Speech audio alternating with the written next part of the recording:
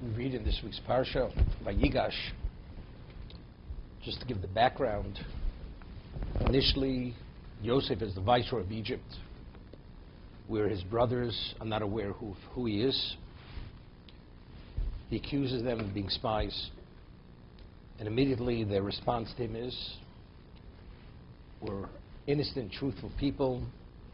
We're the children of one father, and there's a younger son who was left at home, who the father is enthralled with, very emotionally, in every aspect of the word, is fully intertwined with him, and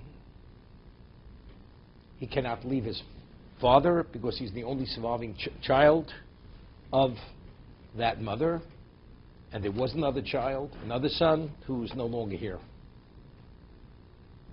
Yosef immediately says, to prove your innocence, you must immediately bring that brother, and then you will be vindicated, and it will be proven that you're not spies. And then you're free to benefit from whatever here is in Egypt. They come home, they come back to Canaan, they plead with their father. The father says, I will not release him under any circumstance. He's the only thing I have left. This is the only memory of Rachel, of his mother. And especially, he had said, as Rashi cites the Midrash, that traveling on the roads is not a simple situation.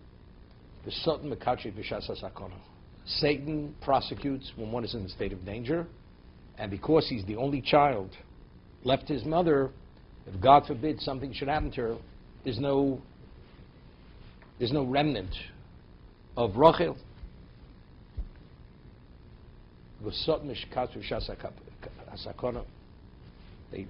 Finally, he comes to Egypt. Binyamin comes, Yosef sees him, and now he contrives an accusation, which is clearly a baseless accusation, which Yehuda understood it immediately, that Yosef had stolen his goblet, the viceroy's goblet, and because of this, he will retain him as a slave, and he's not allowing him to go back. Vayigash Yehuda. Yehuda approaches Yosef to plead the case, and it's presented before all his courtiers to prove their innocence and how this false presentation of self-righteousness, which is shown by the viceroy, is all false, and it was all planned, and it was an evil plot, and therefore, hopefully, by Yosef being exposed for what he is, he will release Binyamin. This is the whole interaction, the dialogue between Yehuda and Yosef at this moment, the viceroy. So it's interesting. He says to the viceroy,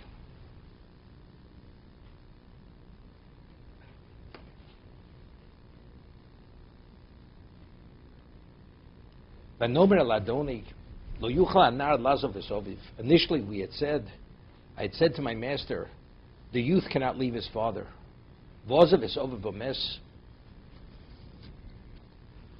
If he leaves his father, he will die. But then previously it said, we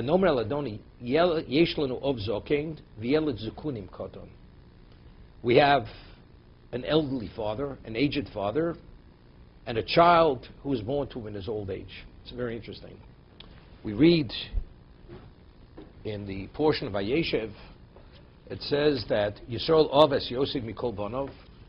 Yosef had loved Yisrael, had loved Yosef more than all his children. Ki ven zekunim elno. The same term, because he was born to him in his old age. So over there, the Balaturim explains that the word ben zekunim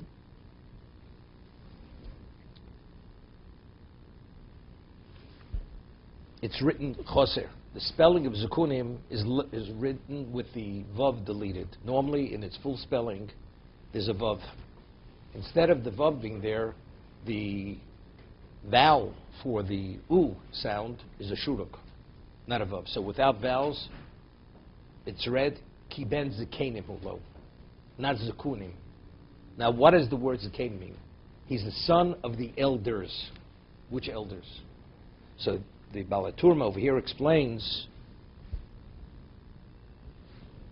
Shemoslo kol ma shelomad mizikenim dainu shem vever. Just as it says, the Balaturma writes over there at the beginning of Vayeshev, that all that Yaakov had learned from Shem Vever, the 14 years that before he fled to Lavan, he'd spent 14 years in Shem and Aver, studying that special Torah, to be able to contend with all the spiritual issues of Choron, to deal within that atmosphere of spiritual impurity, that same Torah that he had studied, he had transmitted this Torah to Yosef. That's the Ben Zekunim Ulo. This is what he writes. Ben Zekanim.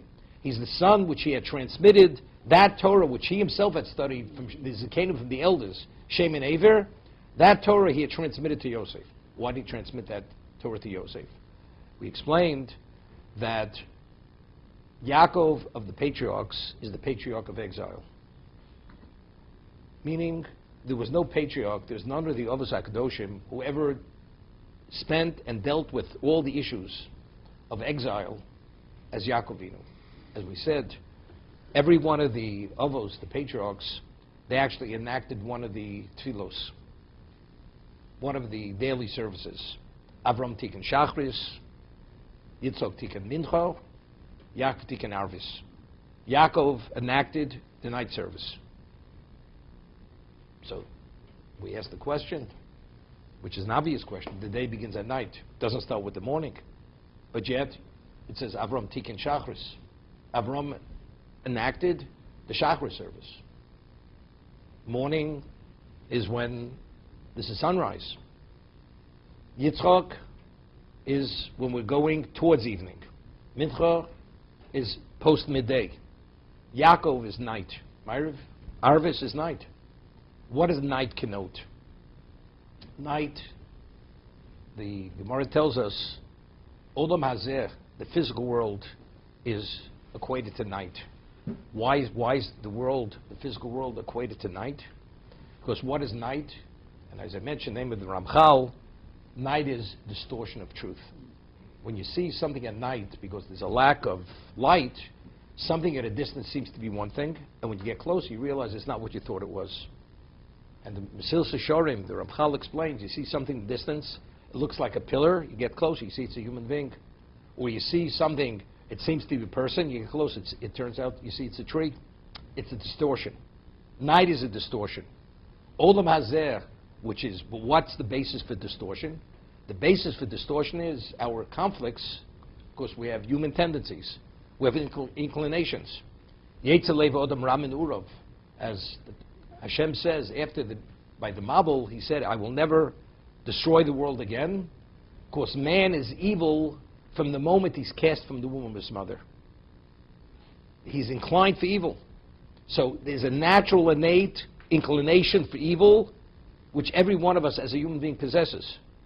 That conflict of that inclination, which is a conflict of interest, causes a distortion of truth. So how do you contend with that night, with this distortion of truth? How, despite the nighttime, do you come upon truth? Yaakov Ishtam Yeshiva Holim. Yaakov is the patriarch who represents Torah. The only way you could dispel the darkness and to be fully in control and have the clarity is only if you're immersed in Torah. That's Barasi Yetzorah, Barasi Lo Torah Tavlin. I've created the evil inclination. The only antidote to incapacitate that evil inclination is what? Is the Torah itself. Yaakov, being the patriarch who personifies Torah, Yaakov Ishtam Yoshiv Olim, he's the one who contends with that night. He's the only one who's able to survive Golus, exile. How could a man, all by himself, in the home of Lavan, Harami, it's deception. What's deception? Deception is Golus. It's a distortion of truth. He was Lavan Harami. He presented himself as white as a lily. But what was his reality? He was evil. He was evil. But how do you raise a family? Shiftei Kor. 11 of his 12 sons were born in this impure environment? How do you raise children, such a family? The answer is he had the ability, through his power of Torah, to insulate them, that all the influences were not able to seep into his environment. He created a spiritual inner environment, and it's as if he was elsewhere. Choron, as if Choron never existed. The Maral points out, and the Or HaChaim HaKadosh also mentions this, we find in next week's reading, Parshas Vayechi, in terms of its paragraph structure, it's referred to as Parshas Stuma. It's a sealed portion in terms of the paragraph structure. So Rashi cites the Midrash. Why is it a sealed portion? What does that allude to? Because as a result of the passing of Yaakov, Nistemu libam veinein shel shovnei hashibud. The hearts and the eyes of the Jews became sealed because of the bondage. What does that mean? Factually, the bondage did not start until that whole generation passed away. Yosef and his brothers passed away. But yet it says, Chazal, from the moment that Yaakov passed away, his not being there, it was Nistvu Liba Veineim Shel Shamnei Hashibud. The hearts and the eyes of the Jews became sealed. There was a certain degree they became desensitized at a certain subtle level because of the bondage. We're not speaking of physical bondage. What is bondage? Bondage is, it's oppression. Spiritual oppression. Factually, when we were in Egypt, it was immediately you're entering into a spiritual oppression. But because of Yaakov's dimension of holiness, of Torah, he was able to dispel that. But what happens the moment he dies? He passes on. It starts seeping in.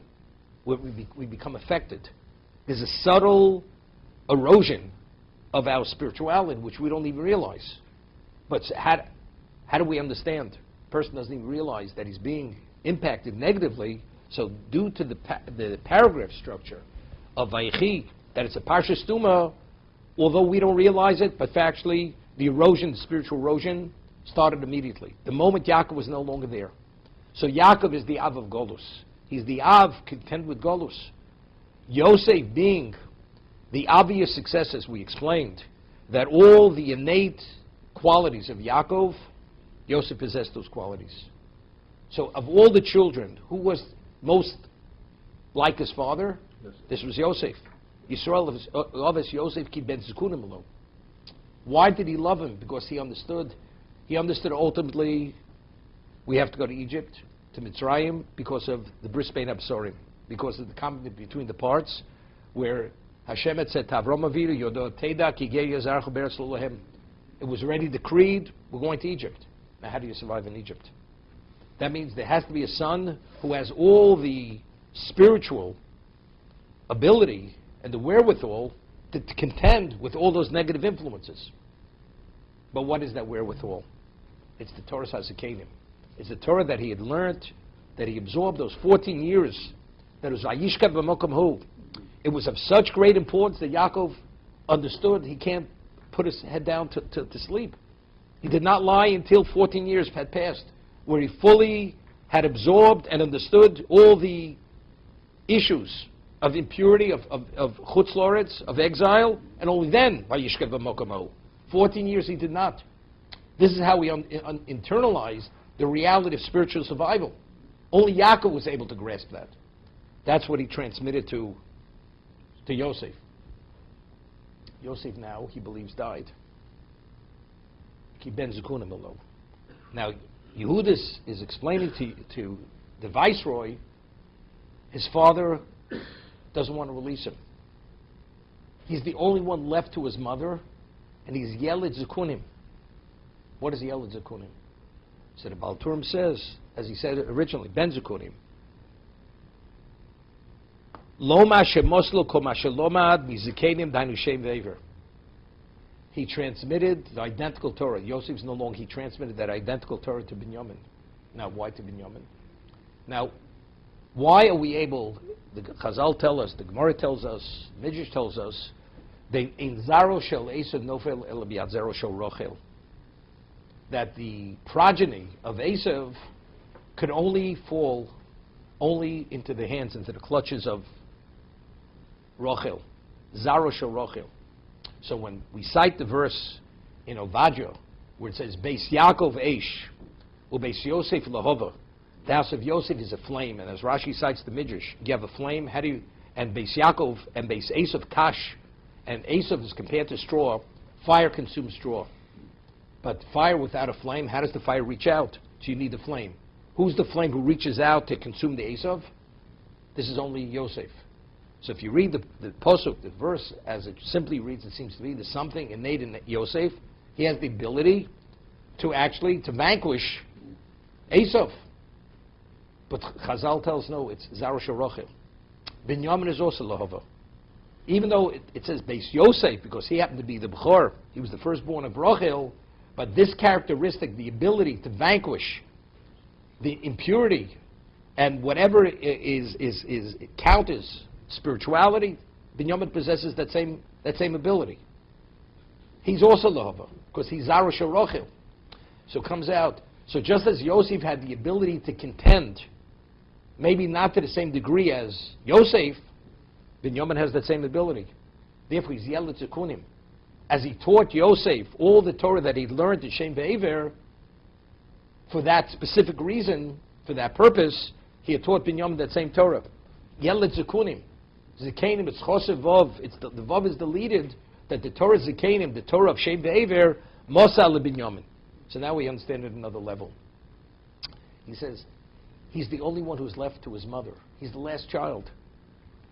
And if something should happen to him, what's going to be? So it seems to be, he only is consoled by having Binyamin. It's a consolation. It's beyond that.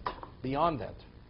Yaakov understood one thing. He had one purpose in existence, to establish a Klal Yisrael, that ultimately there should be a Sinai.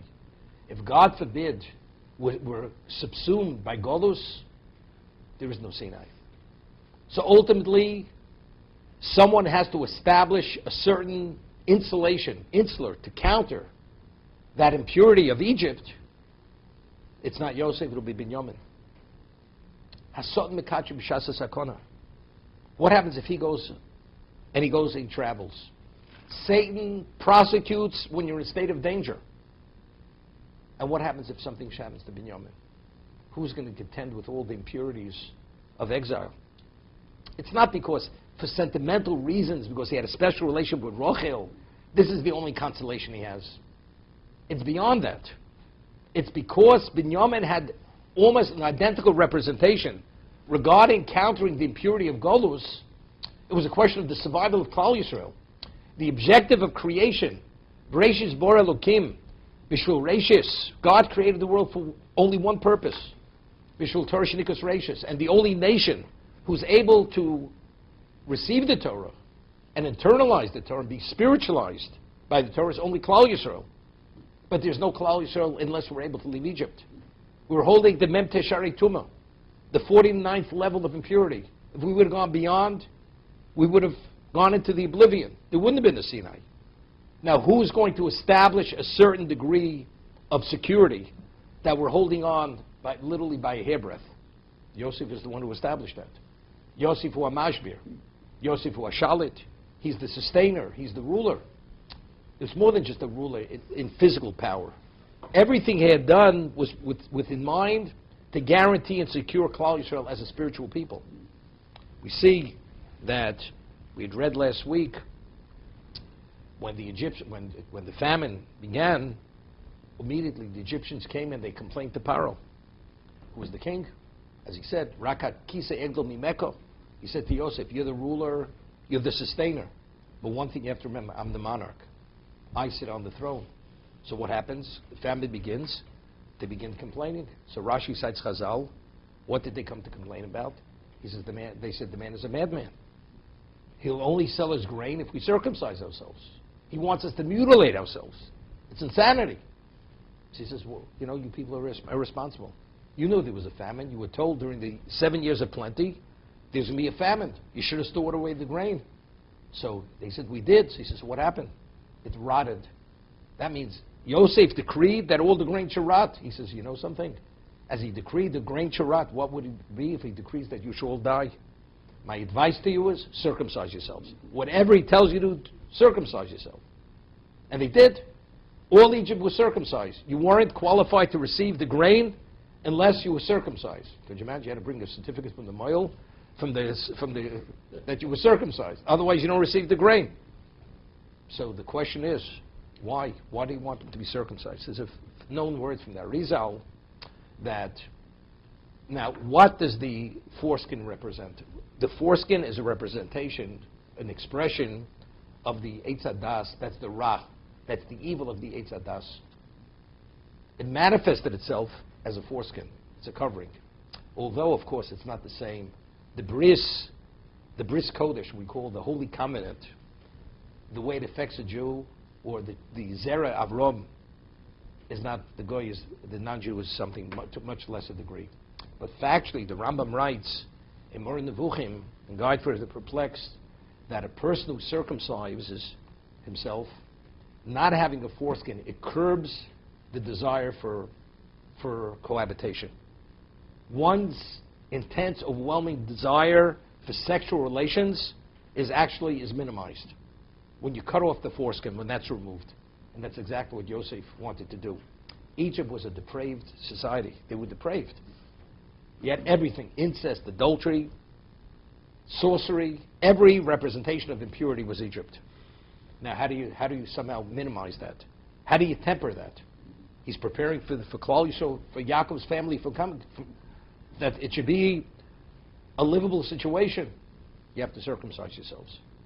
Unless they circumcise themselves, they're entering to a level where it's beyond being depraved. Bestiality, everything was there. By circumcising themselves, this will actually curb that, so it minimizes the depraved people that they'll be exposed to. Even though they weren't exposed, they were elsewhere, they were Goshen, doesn't make whatever was, being in that location, there's a degree of effect. So that he didn't want to release Binyamin, it wasn't because he was the beloved child, and he was born to him in his old age, and he was Rachel's child, no. Satan, when Avram Avinu went to the Akedah, and then Hashem says that the Malach called from heaven, withdraw your hand from the youth, from the lad. Immediately, what did he see? He saw Ayel Nechas Bisvach. He saw a ram caught in the thicket. That's what he saw. Why was it caught in the thicket? So Chazal, Rashi cites the Midrash, that Hashem had sent the ram, and the ram began running towards Avram, that it should be brought in the place of Yitzchak, which it would be actualized, the Akedah would be actualized, to have a permanent effect. Satan interfered. He did not allow the ram to come to Avram, because in the worst way, he didn't want this to come about. That's the Satan Mekatrek. He didn't want. Originally, he went to the Akedah, he came as a raging river to prevent Avram going to the Akedah. Until Avram said, Bo mayim anofish, I'm drowning, I want to do your will. Then Satan was what? Was removed. Do you know what kind of catch Binyamin is? Chas v'sholom. If anything should happen to Binyamin, there is no Klal Yisrael. There's no one to contend with Golus. There's no one to contend who's going to maintain and stabilize the Kedusha of the Jews in Mitzrayim. There is nobody. Yosef's not here any longer. Because Yaakov believed at this moment Yosef was killed, was mauled, was devoured by a beast. So that's what it means. Ki yeled zukunim. The Oav is not sentimental fatherly love here. This is Avos Hashem. He was only the means. He was the means to what? To be loved, because only through him could you facilitate what has to be facilitated. Mentioned many times, the Rambam in Hilchos Talmud Torah explains that if a person has a set period of time that he's able to learn, a minimum amount of time, and it's a question to learn during the day or during the night, he says, the Rambam writes, Ikar li medoso shalodom yeh balaylo. The primary time one should study should be the nighttime period. Why the nighttime period? He cites a verse from Eicha, Yirmiyah Nobi's words. Yirmiyah writes, Kumi roni balaylo. Yirmiyah just witnessed the destruction of the Bayis Rishon. The first temple was destroyed. He sees the Jews going to Babylon. What's Babel? What's Bovel? First of all, it's Golus. Here you see men, women, and children being butchered by Nebuchadnezzar, the Babylonian emperor. Everything destroyed. People are in a hopeless state. How do you survive it? It says, Chazal say, that when the Levim, they sat on Al Naras Bavel, the Levim, they would play string instruments. So to play a string instrument, you have to have a thumb. And when he asked them, Nebuchadnezzar says, I want you people to sing for me. As they were going to exile, when they were sitting on Naras Bavel, Sham Yeshavnu B'Gam Bachinu, we sat there and we cried. You know what the Levim did? They couldn't deal with the pain of the nostalgia, remembering the days of glory when they were Levim, when they sang and they played the musical instruments. Each one took his teeth and he bit off his thumb. That song, those instruments only played L'Kavod Shamayim, only for Hashem, not for anybody else. This was the pain that they couldn't contend with, the pain. So how do you contend with all this, with this terrible situation we're in? How do you survive it? You know what Yirmiyahu Hanavi says? Yirmiyahu, Kumi Roni Balaylo. Rise and sing out at night. Rambam says, Ve'inrina el Torah. The only song of the Jew is Torah. That's the song. Because the only way you could dispel that darkness, and you could see hope and future in all this darkness, is only through Torah itself. Because all this discouragement, all this distraction, all this depression, it's a false facade. It's not real. This is only a temporary situation. How do you reveal truth? The only antidote to see truth is the Torah itself. It's a night, because night is a representation of Golus. The only way you could dispel and give any semblance of rational reality, despite all this madness of existence, is only through Torah. Without that, you can't. That's the Kumi Roni Balayla. Say it many times. Shlomo Melech writes that he speaks about the Einei Ha'om, the eyes of the people. So Chazal tells who are the Einei Ha'om? These are the Torah leaders, the Torah sages of Klal Yisrael, the Sanhedrin, the men of the Sanhedrin, the High Court of Israel, who they would convene in the chamber of cut stone. They're known as Einei Ha'om. Regarding, there's a law, there's a halacha, that if the High Court, the Sanhedrin, rules that you're permitted to do something, permitted to eat a certain type of fat, and it turns out that they've made a mistake. They said in a kosher animal, even if it's ritually slaughtered, there are two types of fat. There's kosher fat, there's non-kosher fat. Kosher fat is classified as shuman. Non-kosher fat is classified as chelev. If one eats chelev, one is liable for spiritual excision. If one eats chelev inadvertently, one has to bring a sin offering. Because anything which has the liability of spiritual excision, inadvertently you have to bring the sin offering. What happens? The Sanhedrin rules that a particular fat in the animal is classified as the kosher fat, not the non-kosher fat. Then later they realized they made a mistake. They made a mistake, and the majority of Jews ate that non-kosher fat. So normally, one who violates something on a personal level has to bring a personal sin offering. In this situation, since the majority of Klal Yisrael, the Jewish people, inadvertently violated due to the ruling of the Sanhedrin, there's a communal offering that's referred to as Par Helam Dover. It's the ox as a result of concealment. So it says, V'nela me'enei ha'eda. It was concealed from the eyes of the Eda. So who are the Sanhedrin? They're the eyes of the Eda. The eyes of the community, of Klal Yisrael. So what meaning? What are the eyes? They're the eyes of, why are they the eyes? These are the ultimate Torah sages.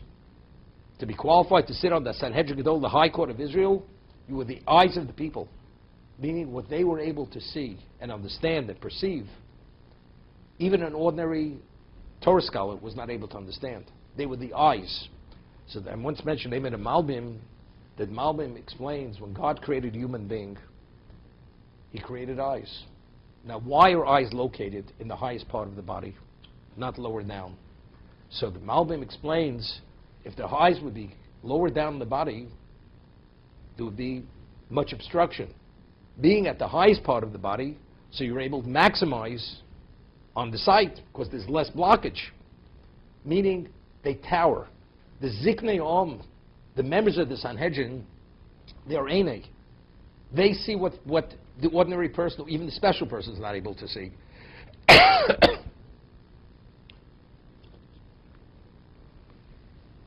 Well, what is the basis for that? Is it what? Because they're endowed with a genius. It's much more than that. This is Kumironi Balaylo. Because in terms of their level of dedication to Torah and their investment in Torah, they have a level of clarity which is unique and one of a kind. Therefore, they see what other people don't see, for that reason.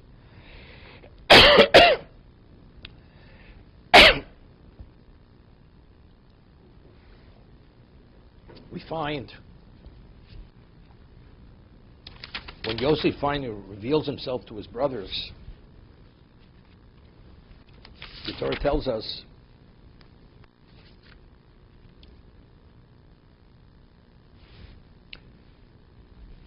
Vayom Yosef Elechov Ani Yosef. He said, I am Yosef. Horov Yichoy.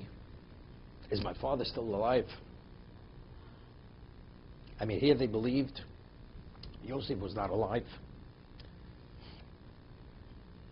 This viceroy is some heathen who's trying to somehow take Binyamin and molest him, because he had beauty similar to his brother. He was the son of Rachel. And all of a sudden, it's something they weren't expecting. And the Yosef, Ha'orav Avichois, my father's still alive. V'lo yochlu echov lanos oso. His brothers were not able to respond. Ki nivelo miponov. They were overwhelmed in his presence. So Rashi says, in what sense were they overwhelmed? Mimnei abusha. They were overwhelmed because of shame. At that moment, there was a level of shamefulness that literally they were incapacitated, they were negated. It was a shame that literally they couldn't deal with their own issues. What happened? Just history. Yosef, at the age of 17, had dreams. Sheaves in a field. His sheaf stands erectly, securely. Their sheaves bow. So they immediately thought, these are delusions of grandeur. You want to dominate us? You want to control us? Do you mean to say, Hamolach timloch aleinu, Moshel timshol aleinu? Are you going to reign upon us? Are you going to dominate us? Are you going to rule us? Which was clearly, that was the connotation of the dream. And then another dream. Two dreams. The sun, the moon, the 11 stars, and they all bow. Do you mean we're going to bow? So on and so forth. It reached a point, there was such an intensity of hate, they sold him to slavery. Initially, they wanted to kill him. That was the level of it was all-consuming hate. They were going to kill Yosef. Finally, why did they not kill him? Because Reuven intervened and said, what do we gain? We want to really remove him from the scene. We'll put him in the pit, let him die in the pit. But of course, Reuven's intention, as the Torah tells us, was to go back and save him. In the interim, Reuven wasn't there, his brothers sold him into slavery. Because Judah says, what do we gain by allowing a brother to die? We just want to remove him, sell him into slavery. He pleaded with them, he begged them not to be sold. They ignored his pleas, which was considered the equivalent of cruelty. And they admitted it themselves later. But why? Why did they really hate him? Because they believed, and this was a shortcoming in them, although Yosef precipitated this, because he tailbeared to the father, but it was a shortcoming in them, that they believed, who was he to dominate us? They were not from the same mother. They were B'nai Leah, they was children of Leah, he was Ben Rachel. You know, Rachel wants to have the upper hand. Yosef, as being the favorite of the father, he wants to control us. But what did they do? They believed to the point that Yosef was out to destroy them. But that was all based on their own insecurities. But ultimately, they had no idea what happened. So they did something which was unconscionable. If, in fact, he was innocent. Because they believed, as the Gemara says in Sanhedrin, they convened a Bezdin, and they ruled that he deserves to be killed. To that degree. This was within the context of halacha, that Yosef's brothers convened the Bezdin, and actually they ruled that he deserves to be put to death, based on their evaluation of evidence. That's what happened. Ultimately, he was sold, and they were okay with it. Afterwards, they regretted because they saw what it did to their father, and so on and so forth. And Yehuda became persona non grata for a while. Okay? All of a sudden now, because the obvious question is, Yosef's facial features were identical to his father. So his facial features are identical to his father, and now they see the viceroy. So the Torah tells us that when his brothers originally came, it says he recognized them, but they did not recognize him. So the Gemara tells us why. Because when they sold him into slavery, he did not have a beard. And now he had a beard. He was a fully mature man. So they didn't recognize because he had a beard. I mean, if actually Yosef, his facial features are identical to Yaakov, besides being a brother, first 17 years of his life they spent together. How do you not recognize your brother? How's it possible? And he doesn't look like an ordinary person, and not only that, he doesn't look like an Egyptian. He's something other than an Egyptian. How could you somehow not see clearly this is Yosef? And not only that, all that he had dreamt, this confirms that the dreams were not delusions of grandeur. In fact, it's prophetic. But what does that mean? If in fact this is Yosef, it's admitting to themselves that they had done something which is unconscionable. It's a level of cruelty that you have difficulty living with, what they had done to him. So what does a person do naturally? You go into a state of denial. They say, it's not him because he's a man who appears, because if he didn't have the beard, then they would have been confronted with the fact. But it may be, but he looks different. Because this man has a beard, Yosef didn't have a beard. But don't you realize a number of years have passed? As long as they have what to hide behind, that's sufficient. As long as you're able to deal with your conscience. You go into a state of denial. What happens now? Ani Yosef, Odavichoy. I'm Yosef who was sold to Egypt. This is undeniably, your brother who you sold into slavery. You can't deny it any longer. When you're confronted with such a level of truth, and now there's no way to escape and hide, and you have to accept the fact of your unforgivable behavior, a level of pain that you brought upon your father, and what you did to him as he pleaded, and it could have been endlessly worse. It's unforgivable. They could not answer. They were overwhelmed. They literally were consumed with shame that they could not utter a word. That's what happened. So there's an interesting medrash. The medrash tells us, Reb Shimon Elazar. Reb Shimon Elazar says, Oy lonu miyom hadin. Woe to us from the day of judgment. This is the day of reckoning. Woe to all of us the day of judgment. Oy lonu miyom hatuchaycha.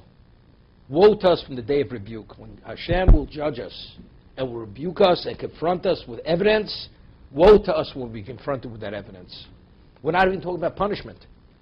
We're talking about just being confronted with our behavior with the evidence.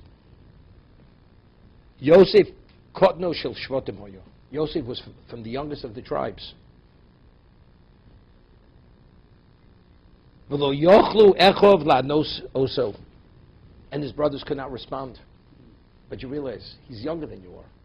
And despite being younger, it says they could not respond. Ki nivulu miponov. Because they were overwhelmed with shame. Kishayova HaKadosh Baruch Hu v'yochiach kol echod ve'echod lefi masov. When Hashem will come and he will rebuke and present evidence regarding everyone's behavior and actions throughout his life, Allah's kam v'kamo. How much to a greater degree we're going to be subsumed with shame. Here, a mere mortal, not only a mere mortal, he's the youngest of the brothers. The shame totally negated their being, that they couldn't respond because they were confronted with truth at such a level And you can't skirt it, you can't hide behind anything. So HaKadosh Baruch Hu, the Creator, and you recognize He's the Creator. When He presents us with the evidence, you can imagine to what degree we're going to be incapacitated with shame. So I ask the question, what causes a person to be subsumed with shame? Is it being confronted with truth, or is it more than that? It's a combination of truth and something else. So there's a Gemara in Brachos, which the Gemara talks about. We know that Rabbi Yochanan ben Zakkai was the leading Torah sage of his generation. After the destruction of the Bayis Sheni, the Second Temple, Rabbi Yochanan ben Zakkai was the leading Torah sage of his generation. He legislated and enacted many enactments. For instance, the reason why we take the lul of 7 days on Sukkot, that was one of his enactments.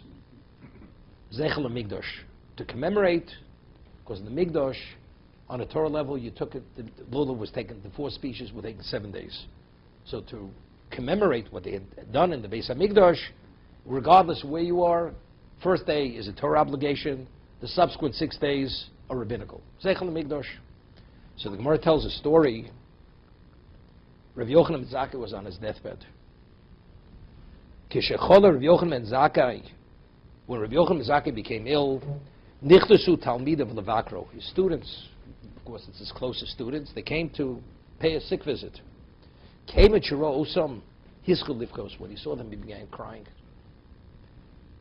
Omrlo Talmidov, his student said to him, Ner Yisrael, the light of Israel, Amud HaYeminig, the right pillar Patish, all kinds of appellations, what they had said, but then he finishes explaining why he's crying. Amru lo Rabbeinu Barchenu. So they said, he's about to pass away. It's now or never. This is the ultimate opportunity to receive a bracha from the Rebbe, Rabbi Yochanan ben Zakkai, student, one of the primary students of Hillel HaZoken. Amru lo Rabbeinu Barchenu. Omalehem, he says to them, he says, the fear of man, of heaven, should be upon you, no less than the fear of man. That's what he says to them. That's all? That we should fear God the way we fear a human being? They said, Atkan. That's all you're giving us. That is a bracha. Omalehem, he says to them. Ulavai. He says, Halavai. Hopefully you should fear God as you fear man. That's the ultimate bracha. Why? Teidu, as you know, Kisha'odam over Aveiro, when a person transgresses, does sins. Omer, what does he say? Shaliyani Irani Odom. He says, I wish nobody will see me. What about God seeing you? And God knowing that you're sinning, that just somehow you could work out. But you say, I hope I won't get caught. What if you definitely get caught? God sees everything. So what is your concern? Your concern is man more than God. My bracha to you is you should fear heaven as you fear me, the human being. That's the ultimate bracha. And if you do that, you will never sin. You're not going to transgress. That's his bracha. Now, if we're saying when you confront, we're talking about the Talmidim, the students of Rabbi Yochanan ben Zakkai, they are the leading Torah sages of that particular generation. We're not about ordinary people here. They understood exactly what their obligation is vis-a-vis God and vis-a-vis man. Bein odom l'chaver, bein odom lamokum. There was no question. These are the leading Torah sages. They are the people who are fully committed to Torah. Barasi Yitzhar, Barasi Torah Tavlin. They are the people who kumironi balaylo. They invested days and nights in Torah study. They dispel darkness through their Torah, through the dissemination of Torah. That's who they are. And the bracha he gives to them is, you should fear heaven as you fear a human being. But if you're confronted with truth, and you know truth, Emes Kanev al Timkar, Shlomo says, acquire truth and don't sell truth. Because the only absolute, unadulterated truth, uncompromised truth is Torah. So if you have it at such a blatant, clear level, what do you mean? Of course you're not going to, you're going to fear heaven. What do they need the bracha? So evidently, you see, it's not enough just to be confronted with truth. You have to be held bound to the one who you're violating the truth. You have to recognize God simultaneously. It's not enough just to understand what's truthful, because we have our own conflicts. Based on our own conflicts, we're able to manipulate truth. Although we have truth, it's still not enough. You see that clearly from here. Why was it Nivelo? He confronted, until now they evaded truth. Yosef is a pursuer. Yosef is this. Yosef, delusions of grandeur. Okay, now finally, they prostrated factually. He's the ruler. He's the sustainer of the world. Every aspect of the dream is absolute truth. Says it because now, on the Yosef Ha'or of Yichoi, they're confronted with truth where they can't evade it any longer. They can't be in a state of denial. Is that what's really consuming them? Or it's because the person who they victimize is present simultaneously? It's a combination of two, of both. That's you see clearly from the blessing, the bracha, which Rabbi Yochanan Zakkai had given his Talmidim. It wasn't enough that you understand what truth is and you grasp truth. You should fear heaven as you fear man. He says, halavai, hopefully. That's the ultimate bracha.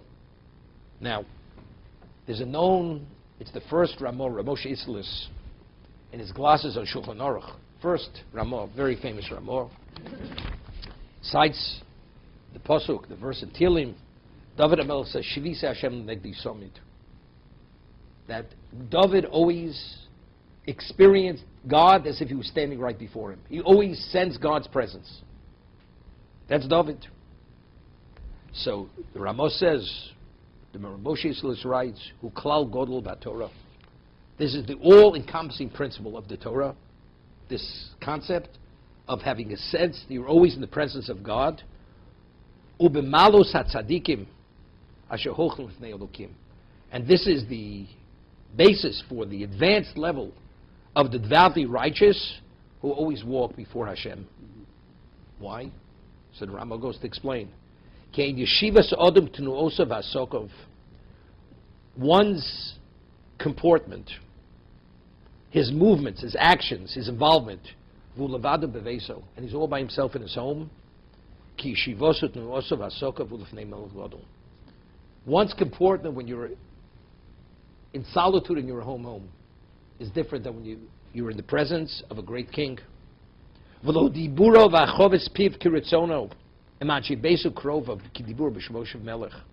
when you speak, and you speak in a very expansive way, as you choose, with the members of your household and your family, is not the same as you speak in the presence of a great king. Every word is thought, is evaluated. Is it proper, is it not proper? What's said should be said, what should not, and even what's said, how is it said?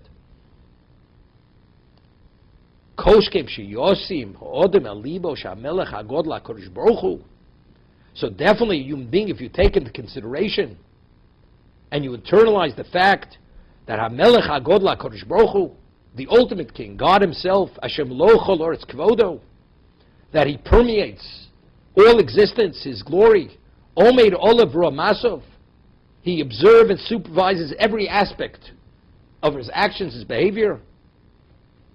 Miyad yagi elav hayira, immediately you'll be overwhelmed with fear, with awe, v'achno, and with submission.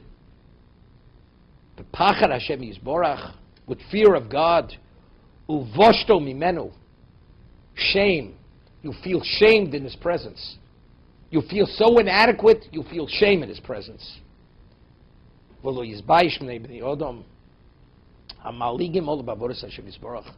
you're not going to be concerned about those who mock you and deprecate you when you serve God. Because simultaneously you're in the presence of Hashem and you sense his presence. Okay? This is Malas HaTzadikim. This is the basis for the advanced level of spirituality of the devoutly righteous. The way they live their lives. Whoever the Ramo is speaking about, whatever level this person may be, understand, they're not at the level of the students of Rabbi Yochanan ben Zakkai. If Rabbi Yochanan ben Zakkai wouldn't have given his students this bracha, you should fear heaven as you fear man. That means there's no question they were tzaddikim, they were devoutly righteous, they were chasidim, they were scrupulously pious, they were everything. But they still needed the bracha. They still needed the blessing from the student of Hillel Zokin, who was the leading Torah sage of the generation, and he says, Halavai, could you imagine? Hopefully you should fear God, heaven, as you fear a human being. So this is with all the cognizance. As much as a person tries to internalize the fact that you're in the presence of God, David HaMelech was at that level. David HaMelech, as it says, he actually destroyed his evil inclination. He destroyed it. His conflict, he had no inner conflict of interest. Moshe Rabbeinu nachnu mo. Moshe Rabbeinu negated himself, that there wasn't a trace of self. Not only did he sense God, God permeated him. It was Pel Peh Daberbo. He spoke face to face with God. He radiated holiness. His intensity of holiness, people were not able to look at his face. That's how overwhelming, all-consuming his Kedusha was.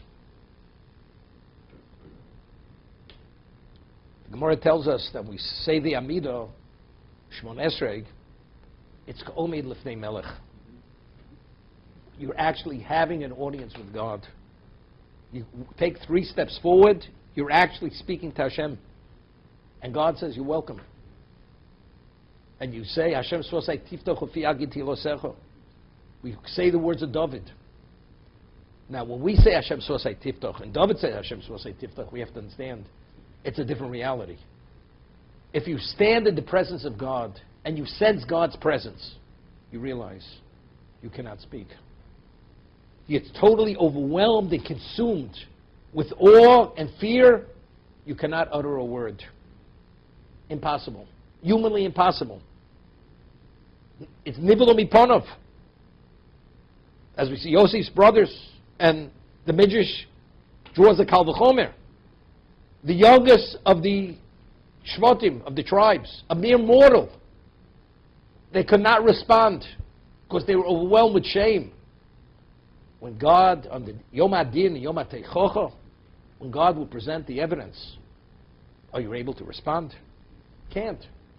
So factually, you're coming and standing before God, and you're able to sense His presence, as David sensed His presence. You can't speak. So how do you speak? Hashem Svosai Tiftoch. With God's divine assistance, what we call Siyata Dishmaya, for David it was impossible for him to utter a word. Not possible. Based on this Kal V'chomer. Multiple times over. There's David. And especially David. He did fail in his life. And he says, the Rambam in Hilchos Tshuva cites the verse, Chatosi negdi somid, my sin is always before my eyes. He lived with this issue for the rest of his life, David. And it was only proven, as the Gemara tells us, only after he passed away. When Shlomo brought the Aron to the Holy of Holies, only then it became public knowledge that he was forgiven. Because until he said, in the merit of my father, the gates of the Holy of Holies would not open. To admit the Aron, the Holy Ark, would not open. So David himself, he had the sense, and he understands he's standing before God. When we say Hashem Svosai Tiftoch, we can't delude ourselves. Well, we have a sense of God. We have a sense of God. You understand? You're spending 23 hours and 59 minutes in the Beis Medrash. And when you're sleeping, it's Vayishka v'mokom ahu. You're putting your head on the table. You're not going home only once in a while. So we're not at that level. We're not Yaakov Ishtam Yoshev Olim. So what do we say? Hashem Svosai Tiftoch. What are we asking for? We're saying the same words as David. What we're asking is we want a presence of mind. Factually, we know we're having an audience with God. God knows our thoughts. God knows our feelings. Could you imagine having an audience with Hashem and your mind wanders? You know what kind of level of disrespect is? It's the equivalent of being two-faced. It's such a lack of respect, of a lack of integrity, a lack of truthfulness. It's better you shouldn't pray. So you know what we say? And really, it's a humbling statement. It's an expression of humility. Hashem, we're only mere mortals. We're flawed. Without your assistance, we cannot focus. Impossible. And if a person says it sincerely, a person wants to purify himself, you merit siyata d'shmaya. Hashem will assist you. So, before you enter into the Amid, into the Shemona, Hashem Svosai Tiftoch Ufi Agiti Losecho. Allow me, give me the ability. It's yagid. It doesn't say yisaper tilosecha. Haggadah is always with a newness. It's with a focus. It's like as if we're really asking and understanding and internalizing every word that we say.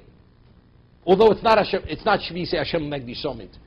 It's not that we sense God's presence. Sometimes you merit it.